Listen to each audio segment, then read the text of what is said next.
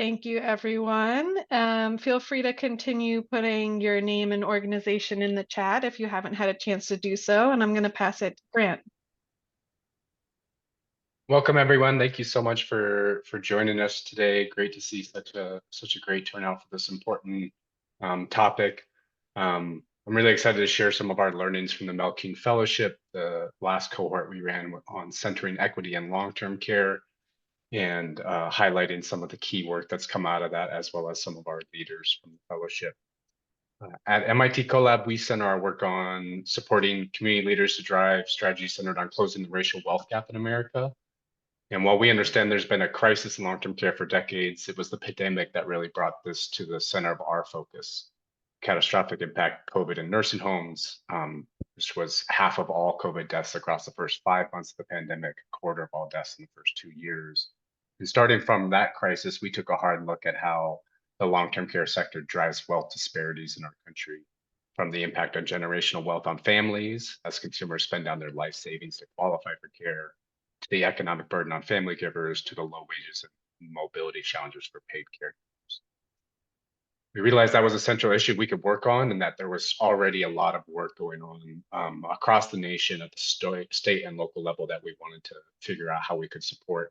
And that's how we've gathered this cohort together to focus on two questions, driving solutions towards two questions. The first, how can we build new equitable public LTSS financing programs at the state level in the absence of federal political will? And secondly, how can we support worker owner co-op models to drive wealth building and job quality for paid caregivers? So over the last 2 years, our fellowship class has dug into those questions, learning from international models of LTSS financing, learning from the solutions being implemented in Washington, which Ben will talk about, and developing strategies in New York and California. The Transforming Long-Term Care Resource Hub is the culmination of our work, and it highlights active campaigns and policies in a number of states and providing a set of resources to the broader movement to inform advocacy and policy efforts across the nation. So we're excited to have some of our fellows and leaders in state-based campaigns here today to dig into the Resource Hub and the efforts that are happening on the ground. Thank you for joining us. With that, I'll turn it over to Allison to get us started. Thanks, Grant. So our agenda for today, Grant just did a brief introduction for us. We're going to then turn it over to our presenters to each give a short presentation about how their work connects to what we've built on the Resource Hub. Then I will do a brief overview of the Resource Hub. We'll have time for Q&A and then close out. So we will do our best to stay on time and respect everyone's time today. In the meantime, feel free to continue to talk with each other in the chat. And if you have any questions for anyone who's speaking, there is the Q&A function where you can submit questions. We are going to save the questions for the Q&A section unless there is something that's really preventing someone from understanding a core concept that someone's sharing. I also want to say that we are recording today, so we will share the recording and the slides in our follow-up. And I think that's it. I think we can get started and dive in. We are joined by three presenters, and hopefully our fourth will join at some point. So we have Ben Veghte. I'm just going to say their names. I'll let each of them introduce themselves. We have Ben Veghte, Jaimie Worker, and Aquilina Soriano-Versoza. So we'll start off with Ben. Thank you so much, Allison. My name is Ben Veghte. I'm director of the WA Cares Fund. We are the first universal long-term care program in the country in Washington State. And I'll talk a little bit about the reason why we need to strengthen our long-term care infrastructure, and then talk a little bit about the WA Cares Fund. And it can answer any questions at the very end of this webinar. Next slide, please.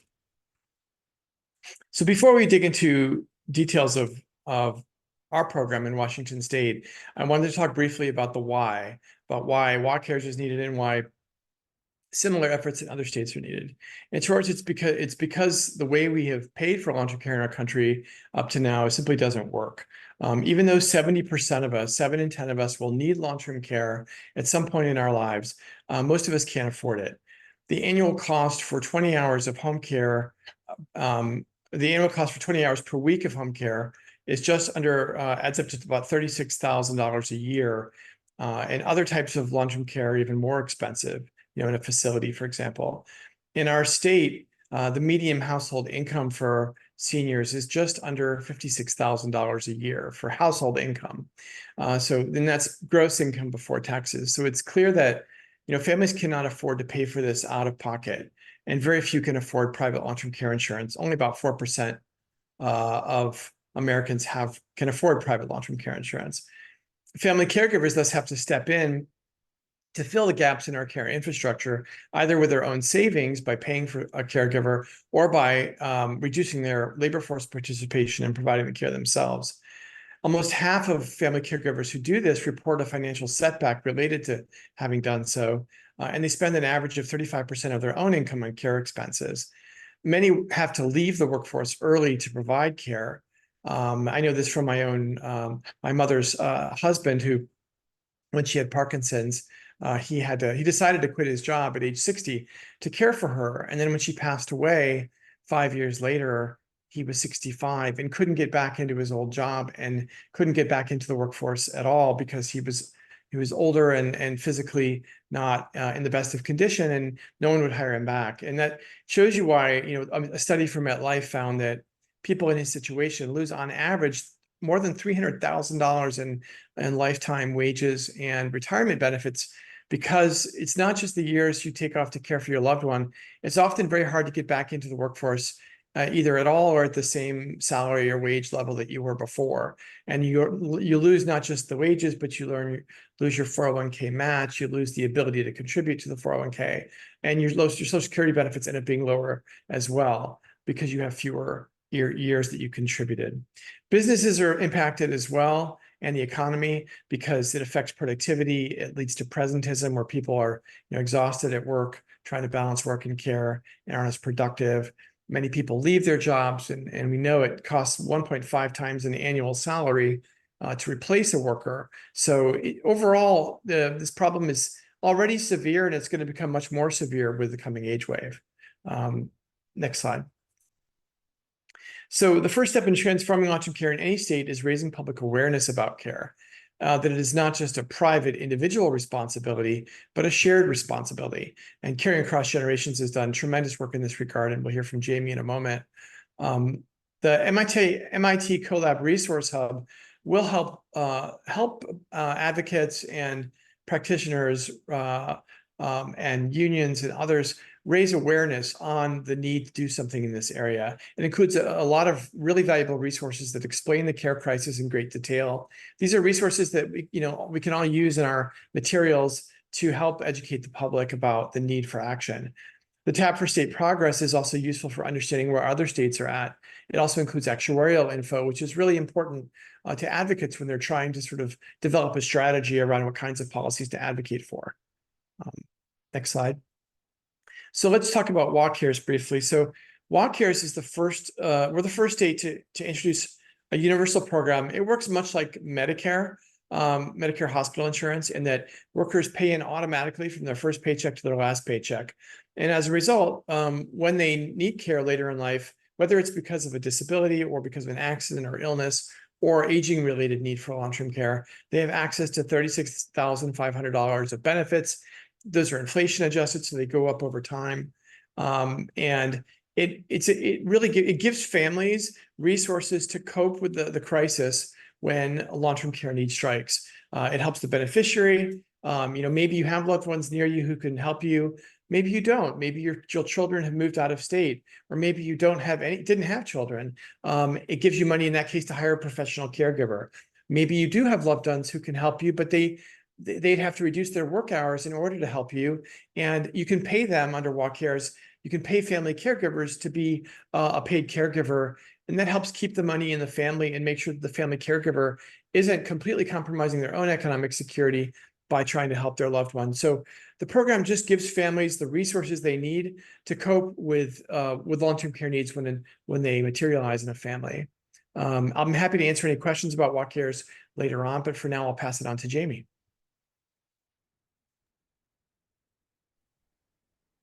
Thanks, Ben. Exactly on time. Thank you. Jaimie. Great. Thanks, Allison. Thank you, Ben, for the excellent overview. My name is Jaimie Worker. I'm the Director of Public Policy at Caring Across Generations. And Caring Across Generations is a national organization that brings together family caregivers, care workers, disabled people, and also older adults working to transform the way that we care in this country so that care is affordable, accessible, and equitable. And our systems of care enable everyone to really live and age with dignity. And to achieve our vision, we transform cultural norms and narratives about aging, disability, and care, shifting the narrative from seeing care as an individual problem to a collective problem that requires collective solutions. We focus on both federal and state level policies to make aging and disability care more affordable and accessible. And we also work with partners like the Filipino Worker Center, who we'll be hearing from Aki later on. We work with folks at the state and local level and at the national level to really build power among the people who are touched by care. Care is something that we all have in common. We will all need, provide, or receive care at some point in our lives. And one of the challenges that I think the Resource Hub will really help with is being clear about what we mean when we talk about care with policymakers in particular. A lot of times when we are talking about care with policymakers, people think that we are talking about healthcare, but we're talking about aging and disability care, the services and supports that help people with disabilities, but also of all ages who need assistance with day-to-day needs. And that includes support for family caregivers. And so if you go to the previous slide, there's like some examples of what those activities look like day to day. But these are essentially the supports and services that older adults and people with disabilities rely on to be able to live independently at home and in the community. And so home and community-based services are a type of long-term care and assist older adults and people with disabilities with those day-to-day activities. And we know that, going to the previous slide, we know that most people want to live and age in their own homes and communities, but they aren't able to access the services that they need. And that's because, can we stay on the previous slide, please? Thank you. And that's because Medicaid is the primary source of funding for long-term services and supports, including both home and community-based services and other types of long-term care and institutional care facilities and nursing homes. Also, since Medicaid is considered an optional service since home and community-based services are considered an optional service of Medicaid at the federal level, this creates additional barriers to expanding access to home and community-based care, and that's what creates what we see right now for home and community-based care in many states in the form of wait lists, caps on enrollment, and also even limits on who can receive services based on where you live. The core issues and challenges that the Walk Cares program is addressing. And we talked a little bit about, Ben talked a little bit about family caregivers, so I won't emphasize this particular slide. And this is national data that talks about the role that family caregivers play because of the lack of investment in aging and disability care needed at both the federal and state levels. On the next slide, I focus on the direct care workforce crisis is not a shortage of workers, but it's actually a shortage of good care jobs. And that's because the current public investments both undervalue care and leave care workers underpaid, and often excludes these workers from basic job protections, and leads to additional inequities that are primarily experienced by this workforce of disproportionately Black, brown, and immigrant women. And so the median wage for direct care workers was just $15, just over $15 per hour in 2022, with a median annual income of less than $24,000. And so as a result, 39% of this workforce lives in or near poverty, and 46% rely on public assistance programs to make ends meet, including Medicaid. And so some of the policy recommendations that we've been focused on, both at the state level and at the federal level, carrying across, we do national policy work. Many of the things that the Build Back Better agenda included, and we were very close to getting in a lot of ways, that included home and community-based services and investments. We are going to continue to push for, and we're also very focused at the state level, especially in California, Georgia, Illinois, Michigan, and New York, on what can be done to both look at making sure that older adults and people with disabilities have access to affordable and accessible long-term care, that family caregivers have the support that they need, and direct care work, the care workers who are providing the care also have good jobs.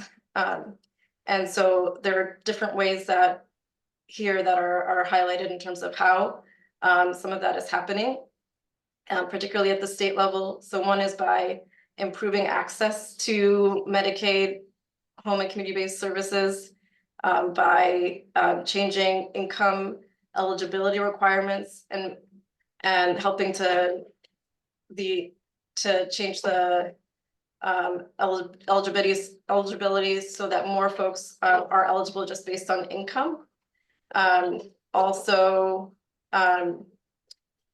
by eliminating asset requirements. So California was one state that was just eliminated access requirements for Medi-Cal, which is their Medicaid program. Also by making it more accessible for folks regardless of immigration status. All of those ways, improving are different ways to make Medicaid, home and community-based services more affordable and accessible.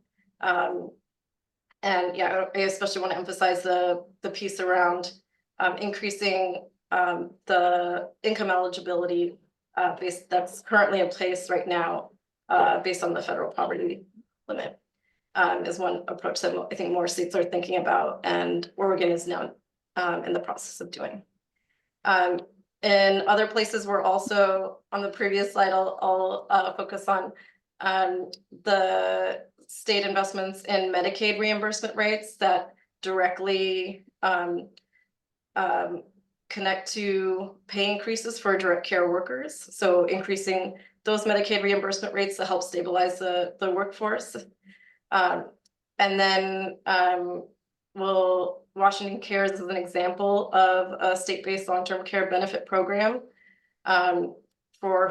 to make sure that those who aren't eligible for Medicaid also have access to home and community-based services in ways that allow people receiving care, those older adults and people with disabilities, to what is referred to as self-directing their own care, meaning to have care be guided by the folks who are receiving services according to their own goals and preferences, and also including hiring and choosing a family member as their caregiver if they choose. And in many states, and we're also focused on supporting the rights of direct care workers to form a union and establish a meaningful floor for wages and benefits. That's among our priorities in Michigan, where they're working to restore collective bargaining rights for these workers who are doing the essential work that our communities need. And so to wrap up, just wanted to highlight some of the key takeaways in terms of how we view care. It's something that connects everyone, us all, and the work that makes all other work possible. It's also the policy practices and that we have in place today are also a longstanding devaluing of care that's rooted in this country's history of slavery and racism, sexism, and ableism. We know that most people want to live and age in their own homes and communities, and we need to make it more affordable and accessible for everybody. Family caregivers need support, including long-term care needs, but also things like paid family and medical leave, and affordable and accessible childcare, especially as we're seeing more sandwich generation caregivers and also older adults, grandparents, taking care of their grandchildren as well. And we must transform the care economy so that everyone can live, work, and age with dignity. And that wraps up my piece. Thank you.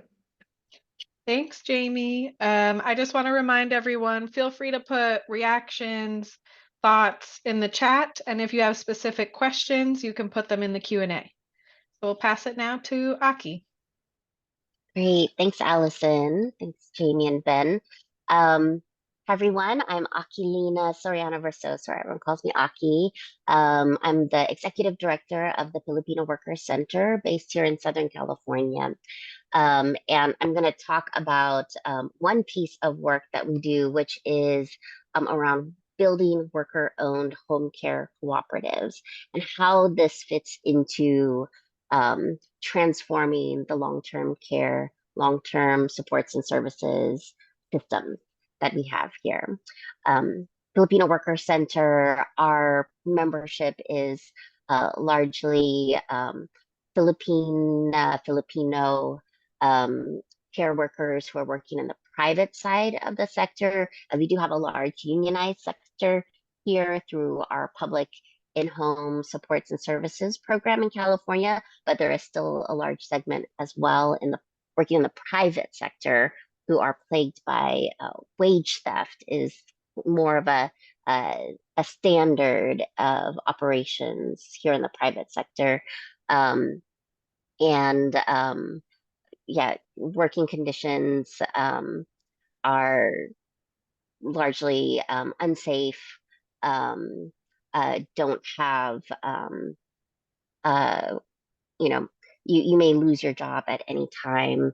And many of our workers earn less than $5 an hour with no overtime at the rates that they're working, and often are working 24 hours around the clock. Next slide.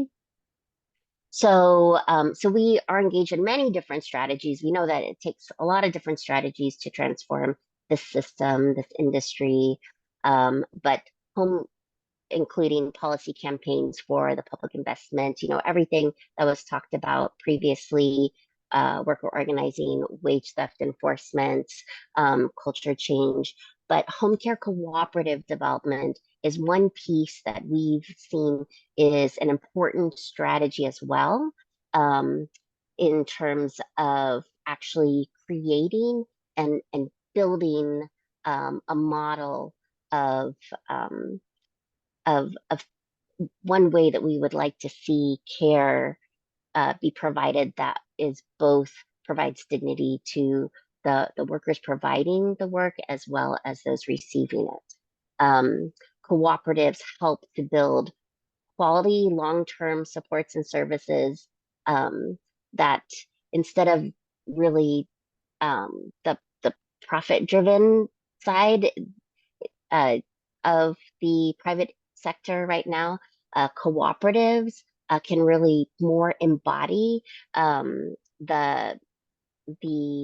values that we have, that carrying across generations Jaimie was talking about, and that really center independence and dignity of those who are receiving the care, but then is also able to address and start to build examples of the quality jobs that really center collective leadership, democratic work sites, and growing, building, jobs that have dignity and respect embedded in them for the workers.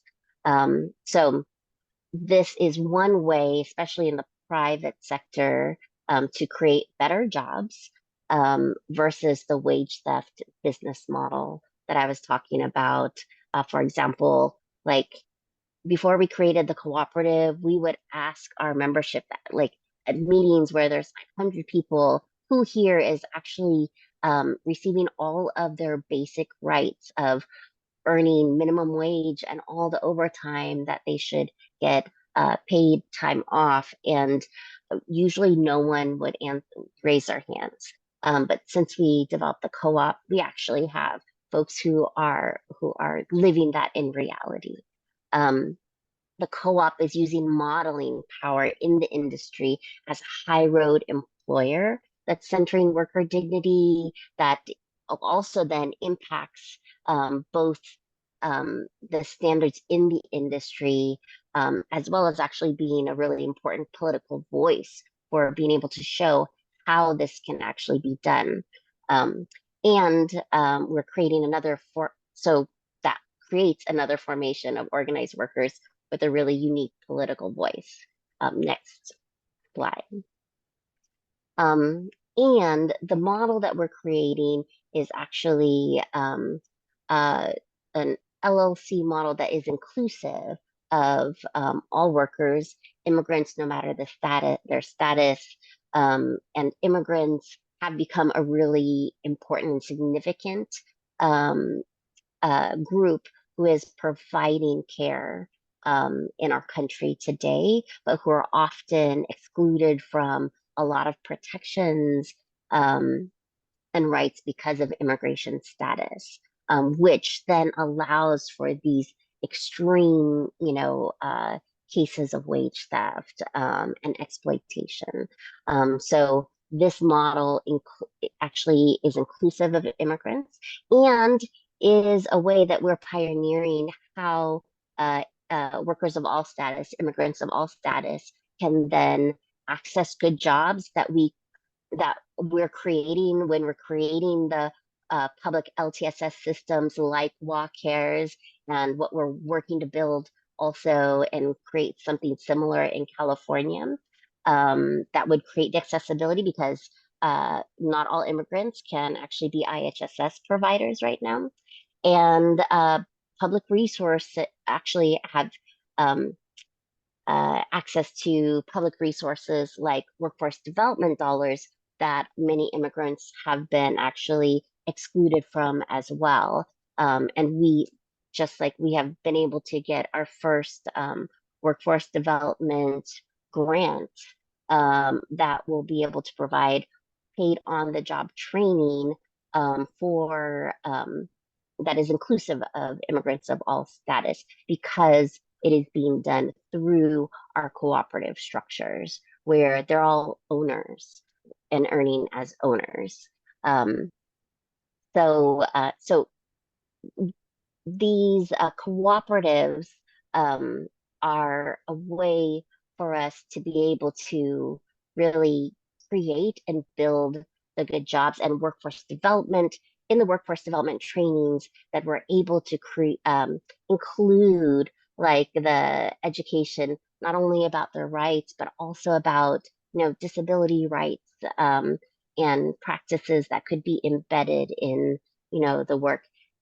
Really building out, the directed care, self-directed care, so that our caregivers can also bring that to the private sector as well.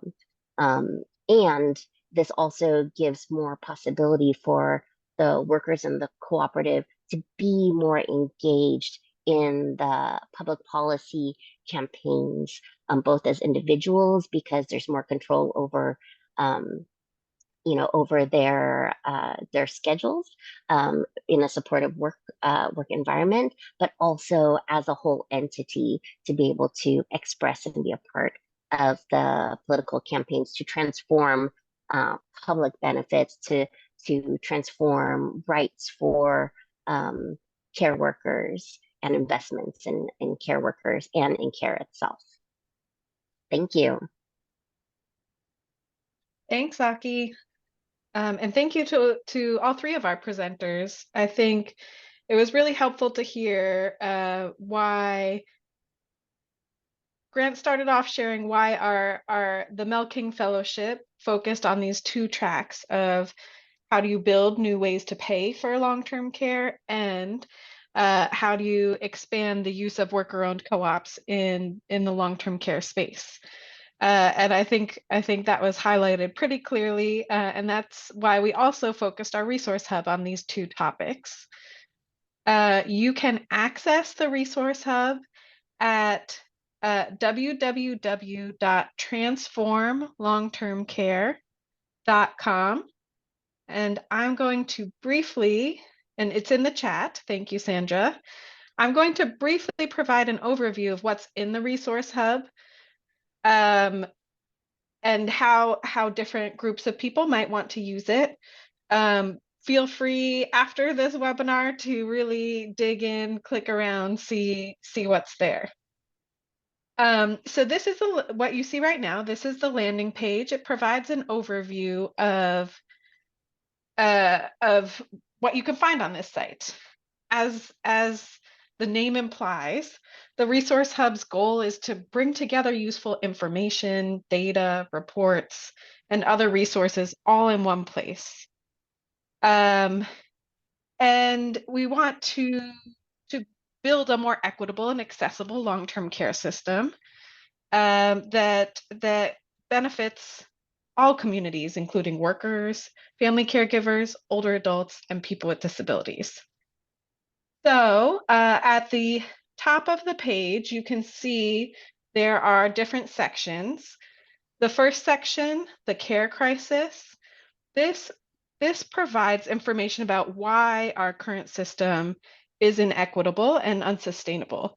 Some of the information that Jaimie and Ben had shared.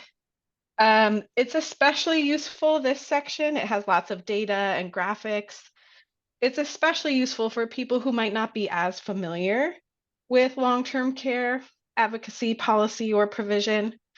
This could be maybe politicians who are diving into this topic, family caregivers or consumers or workers who want to learn more about the larger system, or others who are just new to advocacy on this topic.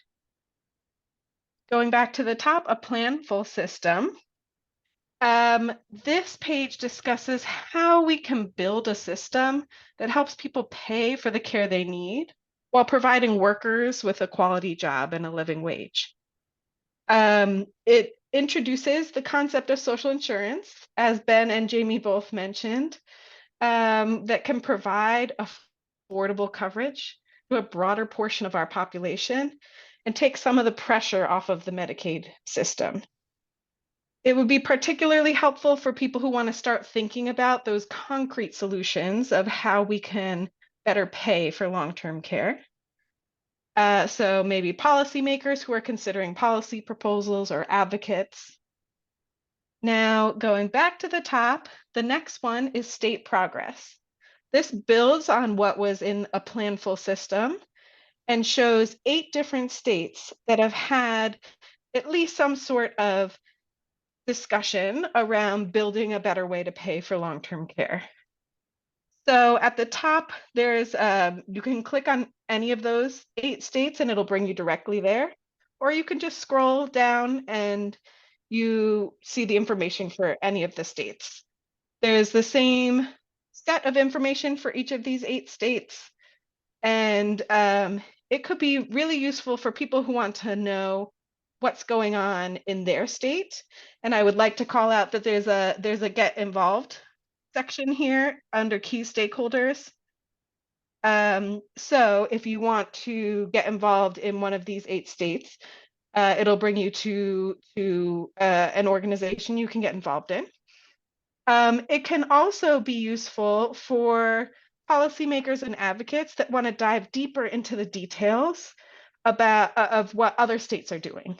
So there's plenty of information. I think Ben mentioned earlier, actuarial studies, legislative language, detailed reports that people like me who really love to dive into the nitty-gritty of the policy would really find useful. Now, going back to the top, we just have a couple more sections here. We have one on worker-owned cooperatives. As Aki shared, these co-ops can help build a system that really values the contributions of workers and allows them to have a greater say and a greater share in benefits. It provides an overview of the benefits of worker-owned cooperatives in long-term care and offers 2 examples, including the Filipino Worker Center, and would be particularly useful for providers, advocates, consumers, family caregivers, and workers who want to learn more about this topic and maybe want to explore how they can do something in their local community. Now, I'll briefly just say we have a section on the Milking Fellows. This is what Grant had shared about at the beginning. If you want to learn more about the fellows and what we accomplished, there's all sorts of information here. And there's also a couple of quotes at the bottom of the page from a few fellows, including Aki here, about what they learned during this fellowship. Now, last but not least, we have our Learn More section. This has 3 key pieces of information. One is resources, which I'll come back to in a second. The second is a summary. Those 8 states we have listed here, the organizations you could get involved in your community. And we have a couple of national organizations as well that have been thinking about this topic. And then finally, we have a contact form. So if you have questions, comments, if you want to submit some information to be considered to be added to the website, you can do that all through the contact form. And if you scroll back up to the resources, this is really useful because it brings you to a place that has reports, all in reports and data and articles all in one place, sorted by 5 different topic areas. It's the only place we know of that has all of these things right there for you. So we really hope you take the time to explore it. And for someone like me who loves doing research or is looking for specific information, we hope it'll be especially useful. So we really hope that this resource hub will be useful to a wide variety of policymakers, legislators, advocates, labor partners, and providers. And as I said, feel free to reach out using the contact form or to me directly. We'll provide contact information at the end with thoughts, comments, or information you'd like to submit. And with that, I think we can stop sharing. And just one reminder, the website is transformlongtermcare.com. And we're going to move to the Q&A section. We had a couple of questions already submitted, but feel free to submit more. The first one that was actually in the chat, let me just go back to it, was for Jaimie from Steve. He said, you recommend a state-based long-term care public program for non-Medicaid eligible individuals. Why not include the Medicaid population? Yeah, so I think this question or the response to this question really speaks to how, ultimately we need, in order to achieve universal access, we really need multiple policy vehicles to get there. And so, Medicaid, there is, currently options for folks who are, eligible for Medicaid. The problem is that they are very limited. And with strict income eligibility and asset requirements. And, they're difficult to navigate for various reasons. And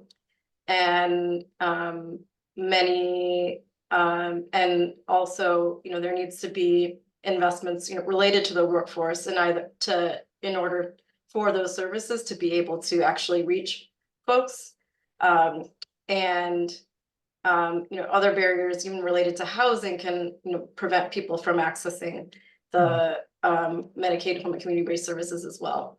And so, I think both are important and require different approaches to investment in order to close the gap between those who are currently eligible for Medicaid, those who aren't, and meet everybody's needs. Can I add to that, Allison, a little bit? Because there's also a question on walk cares and Medicaid, which is kind of a similar question.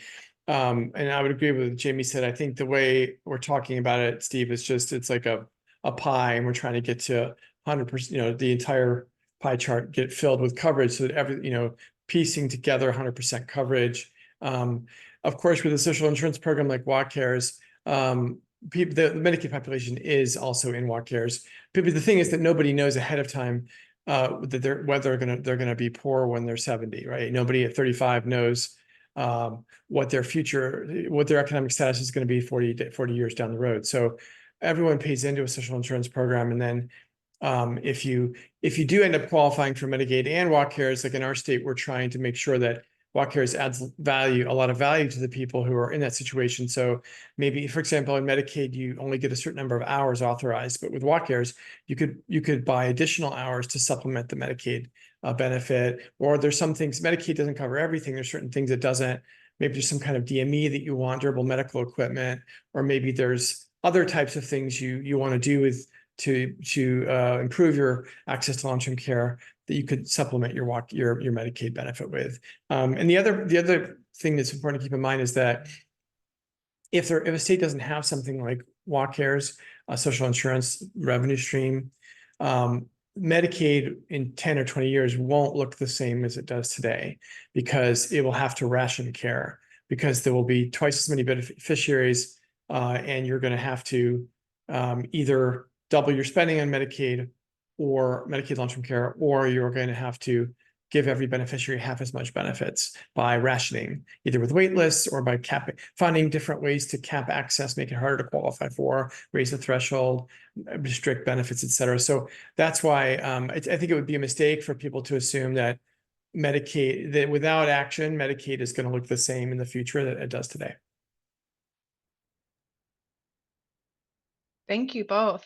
The next question I see is from Eileen Tell. Can the panelists talk about resources for training family caregivers and advocacy for expanding respite care resources for them? Also, can we advocate to expand the definition of family caregiver in the emerging legislation around family caregiver tax credits? That one we didn't quite touch on today, but I think especially the first part of the question. I would open it up. Who would like to answer? Well, I'll start, and this is not like a full solution to the respite care needs, but one way that actually through worker cooperatives and workforce development that we've been starting to address this is that in our upcoming workforce development program that we're launching in like a month, where we have paid on the job training for care workers. What we're doing is we're partnering then with community institutions, religious institutions, to identify folks who can't afford, who actually just need respite care for family caregivers. And so the on-the-job training is going to be providing basically subsidized respite care for the community. And so this is another part of the community that probably won't be accessing the cooperative specifically, or maybe can't afford it, but a way for the cooperative to meet some of the other needs in the community and be partners in the community to meet some of these respite needs.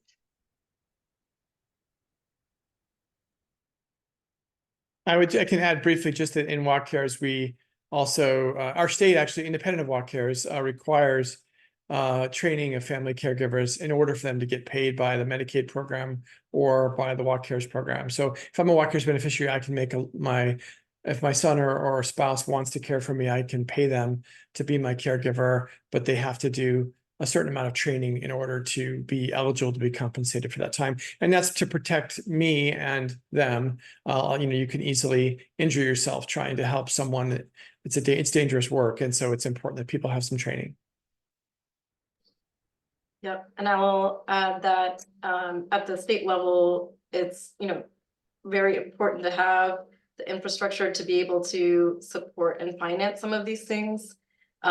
Whether it's, through local organizations like what Aki's been describing with the Filipino Workers Center, or other options. So at the county level, right now, a long-term care program in California is administered at the county level, and the county level administrators, are also experience some challenges in providing all of the services and supports that are needed to family caregivers. So that's one of the reasons. So one of the reasons that folks are working on making sure that at the state level too, there is also authority to provide supports and services to family caregivers and care recipients, and also support statewide collective bargaining rights for workers as well.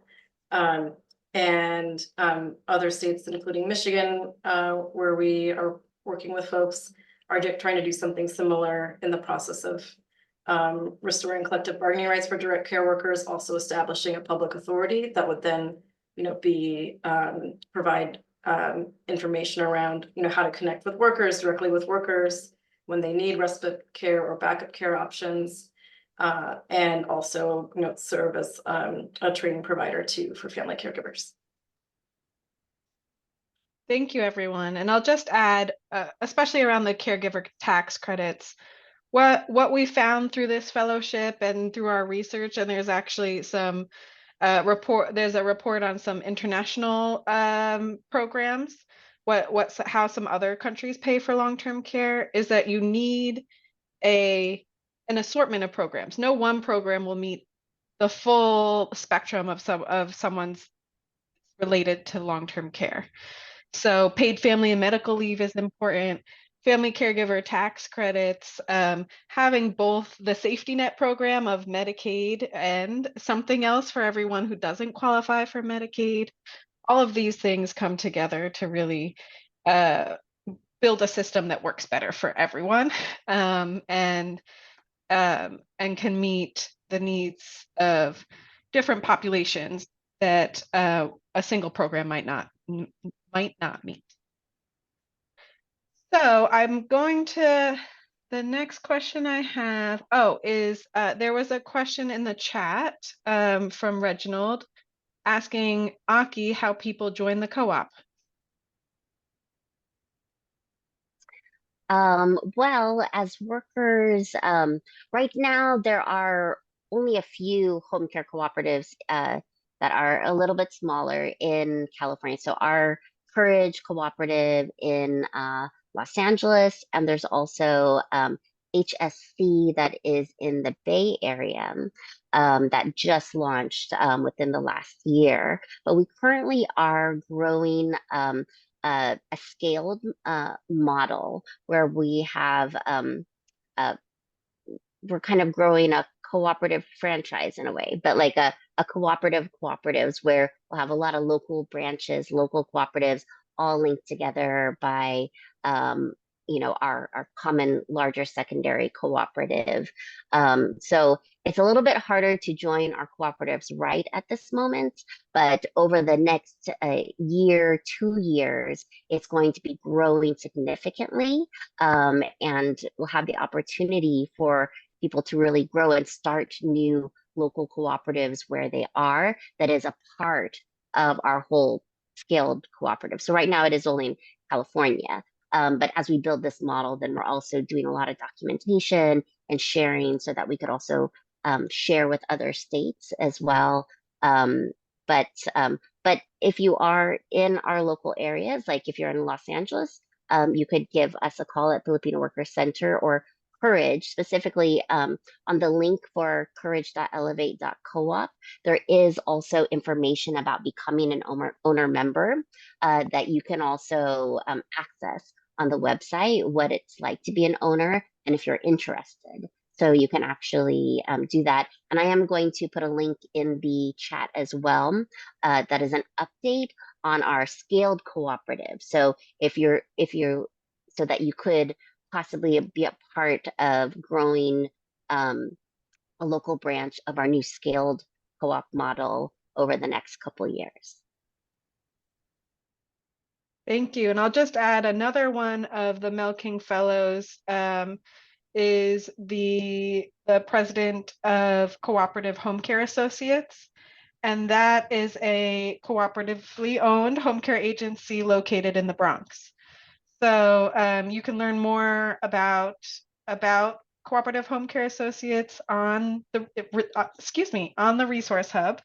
But if you have specific questions, feel free to reach out to me directly. Also, just to say that Faye Strongen is here from as a participant who is a part of the ICA group, and so there are actually home care cooperatives across the country. So you can also connect to the ICA group who has been helping to lead this kind of growth of home care cooperatives nationally. And there's a whole new Elevate secondary cooperative that's national, that's bringing together a lot of the home care cooperatives as well. Okay, let's try to do a lightning round because there's two questions that I want to try to get to, but we'll start with maybe for Ben and Jaimie. This is from Tony, what have you found to be the best avenue to provide education on long-term care to the public? Yeah, so I'll start there because I spoke with Tony a year ago about this. I think it's absolutely critical. So if you want to get to a universal program, you need social insurance because in our political culture, Scandinavia is the only region in the world that has universal long-term care paid out of general tax revenues. Everyone else does it out of social insurance. And politically, I think that's all that's possible in the US context. For social insurance, every single voter, the voters, you have to reach everyone in the state. It's not an inside game like some legislative efforts are. This is a game where you need the entire population in a state, rich, poor, middle class, to vote to support a mandatory payroll tax. If you don't get that support, sooner or later, you're going to run into trouble. And so outreach is important before you actually make the ask for the mandatory tax. So I would recommend advocates who are interested in this to do a year or two of outreach before they introduce the legislation. And that outreach could be either through a vendor who is a communications and expert vendor that you can work with to get the word out about the need for long-term care, things like we're doing today, but do it statewide. Another path is what I used to work at Caring Across. Jaimie and I didn't cross paths because I left before she got there, but and you can speak to this more, Jaimie. But the model there, which I thought was really effective, is when you have philanthropic funding that you can pass through to advocacy groups on the ground and worker organizations who can then organize. Organizing on the ground is more effective than through the airwaves. So that's always the best way, I think. But state employees can't do that, but advocacy groups can. I'll pass it to you, Jaimie. Thanks, Ben. Jaimie, maybe what I'll do is, Jaimie, I'll have you answer the second question since we only have, and if there's one particular notable question or point, you can add it. I think there were some questions about how do the state-based programs kind of interface with federal, like what role does the federal government play in all of this? So the one role is where there's implications related to Medicaid in particular, states may need to get approval for waivers or programs through the federal government. And because Medicaid is a state and federal partnership. I think in order to avoid some of the challenges that Ben was highlighting in terms of rationing care and other things, we really need you know, what many of the ARPA American Rescue Plan investments were, you know, not intended to be one-time investments, but really part of a broader package to increase Medicaid reimbursement rates for home and community-based services. And making Medicaid or Medicaid home and community-based services a required service for Medicaid, and investing in it accordingly at the federal level would, you know, also have important implications for how states would be able to successfully, you know, strengthen these programs too. Thank you. And Grant, feel free to share the contact slide. I know we're right at time. So if you want to put that up, I'll just add, I see that Eileen put, there's some efforts to build what we call a catastrophic or back end long-term care insurance program at the federal level. So you could definitely have a federal program that supplements state investments. And since we're at time, I just want to share on this slide we have here, don't forget to visit the resource hub, transformlongtermcare.com. And we have all of our email addresses right here. So thank you so much for joining. We really appreciate it. Feel free to reach out to us with any questions or comments. And hopefully we will be in touch.